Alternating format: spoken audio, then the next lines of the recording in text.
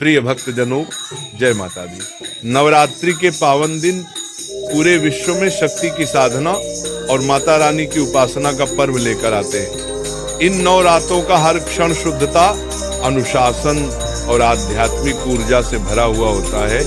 व्रत रखने वाले भक्तों के लिए यह केवल आहार का संयम नहीं, बल्कि विचारों, व्यवहार और दिनचर्या का भी तप है। आज हम विस्तार से समझेंगे कि नवरात्रि के 9 दिनों में एक साधक की दिनचर्या कैसी होनी चाहिए ताकि शरीर, मन और आत्मा पूरी तरह माता दुर्गा की कृपा से भर सके। 1. ब्रह्म मुहूर्त में जागरण।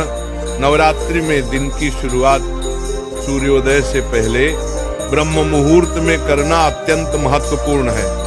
लगभग 4 बजे से 5 बजे के बीच का समय सबसे शुद्ध और ऊर्जा से परिपूर्ण माना जाता है। नींद से उठते ही सबसे पहले माता का स्मरण करें और आचमन कर महत्वपूर्ण माना जाता है। देवी दुर्गाय नमः का जाप करें। इसके बाद गुनगुने जल से स्नान करें। स्वच्छ और हल्के रंग के कपड़े पहने। सफेद, पीले या लाल रंग के वस्त्र शुभ माने जाते हैं। 2. प्राणायाम और ध्यान। व्रत का अर्थ सिर्फ उपवास नहीं, बल्कि मन का संयम है। सुबह की शांति में प्राणायाम, अनुलोम विलोम, गहरी श्वास और ध्यान करने से मानसिक स्थिरता आती है। माता की आराधना करने से पहले कम से कम 15-20 मिनट का ध्यान मन को पवित्र और एकाग्र बनाता है। 3. पूजा की तैयारी। नवरात्रि के दौरान घर के मंदिर या पूजा स्थान को विशेष रूप से स्वच्छ रखें। कलश स्थापना के बाद प्रतिदिन सुबह और शाम माँ दुर्गा, महाकाली, महालक्ष्मी और महासरस्वती का पूजन करें। पूजन के समय गंगा जल, दीपक, लाल चुनरी, पुष्प, धूप और फल का उपयोग करें। दुर्गा सप्तशती, देवी कवच या सप्तश्लोकी का पाठ करना अत्यंत फलदायी है। 4. आहार नियम। व्रत में सात्विक भोजन का नियम सर्वोपरि है। अनाज, दाल, लहसुन, प्याज, मांसाहार और तामसिक भोजन का त्याग करें। दिन में 1 या 2 बार फलाहार लें। इसमें फल, दूध, दही, सिंघाड़ा, आटा, कुट्टू आटा, साबूदाना, राजगीरा शामिल हो सकते हैं। नमक के स्थान पर सेंधा नमक का प्रयोग करें। जल का अधिक सेवन करें ताकि शरीर में ऊर्जा बनी रहे। 5. दिन का अनुशासन।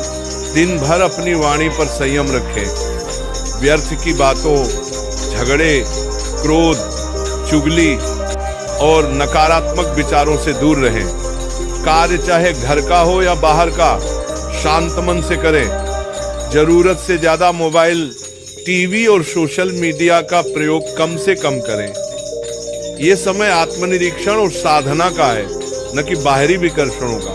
6. सेवा और दान। नवरात्रि में व्रत का असली अर्थ है दूसरों की सेवा।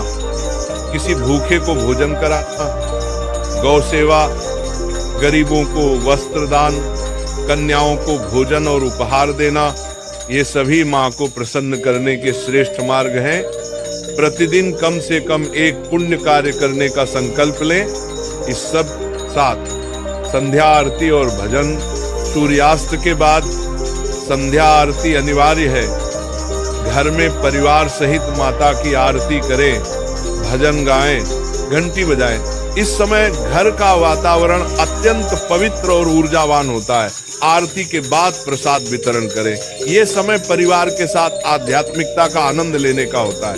पूरा 8. रात्रि विश्राम। दिन भर के व्रत और पूजा के बाद रात में हल्का भोजन करें, फिर माता का स्मरण कर विश्राम करें। सोने से पहले जय माता दी का नाम जपें। ये नाम जप न केवल नींद को गहरा बनाता है, बल्कि मन में शांति और संतोष भर देता है। 9 दिनों का संकल्प।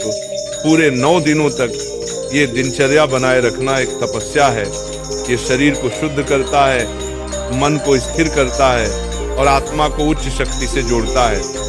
नवरात्रि का व्रत केवल देवी की कृपा पाने का साधन नहीं, बल्कि अपने जीवन को अनुशासन, सेवा और भक्ति से भरने का मार्ग है। 10. अंतिम दिन का महत्व। नवमी या अष्टमी के दिन कन्या पूजन और हवन का विशेष महत्व है।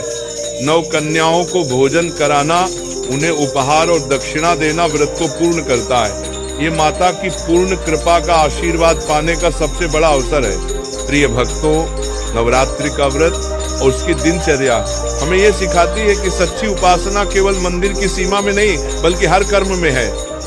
जब हम अपनी आदतों को पवित्र बनाते हैं, वाणी में मधुरता लाते हैं और दूसरों के लिए करुणा रखते हैं, तभी नवरात्रि का व्रत सफल होता है। इसलिए इस नवरात्रि पर ये संकल्प लीजिए कि 9 दिनों की ये अनुशासित दिनचर्या को आप अपने पूरे जीवन की आदत बना लेंगे। नियमित समय पर उठना, सात्विक भोजन, ध्यान, सेवा और सत्संग, यही वह सूत्र है जो न सिर्फ व्रत को सफल बनाता है बल्कि पूरे जीवन को मंगलमय करता है। माँ दुर्गा से यही प्रार्थना है कि उनका आशीर्वाद आप सभी पर बना रहे, आपके घर में सुख, शांति और समृद्धि आए और आपका जीवन सदैव शक्ति और भक्ति से ओतप्रोत हो।